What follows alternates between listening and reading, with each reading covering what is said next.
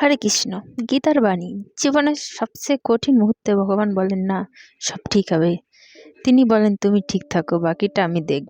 তুমি যদি আমাকে বলো, হে কৃষ্ণ, আমি খুব ক্লান্ত, আমি সিদ্ধান্ত নিতে পারছি না, আমি বলবো, তোমার চিন্তার ভার আমি নিচ্ছি, তুমি শুধু শান্ত থাকো।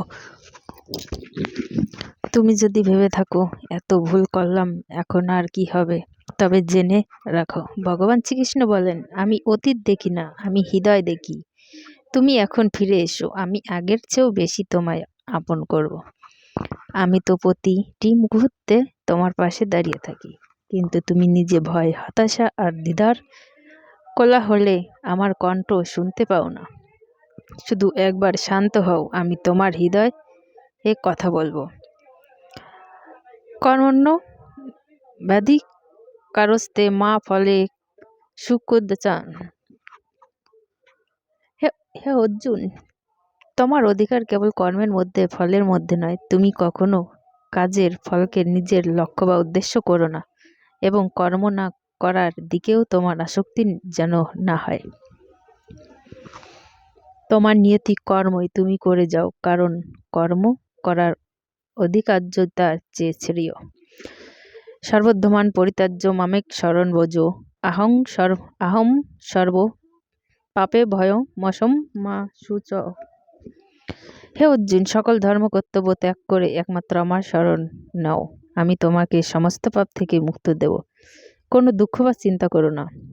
হতাশা মানেই অন্ধকারে ডুবে যাওয়া নয়, এটা আসলে নিজের আলো খুঁজে পাওয়ার সময়। শ্রীকৃষ্ণ বলেন, তুমি যখন নিজেকে হারিয়ে ফেলো, তখন আমি তোমার মধ্যে থেকে জেগে উঠি। তুমি শুধু আমাকে ডাকো, আমি তোমার দ্বিধায় সরিয়ে দেব।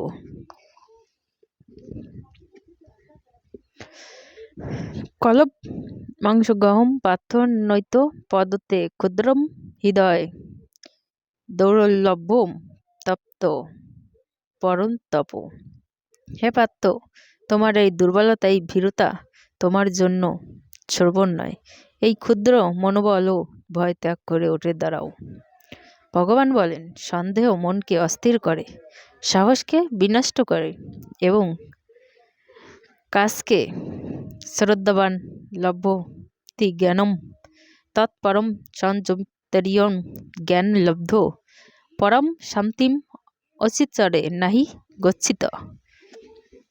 যার মনে শ্রদ্ধা আছে, যিনি অব্যয়সায়ী এবং যিনি ইন্দ্রিয় নিয়ন্ত্রণের অভ্যস্ত, তিনি পরোক্ত জ্ঞান লাভ করেন, আর সেই জ্ঞানের লাভের পর তিনি দ্রুত চরম শান্তি অর্জন করেন।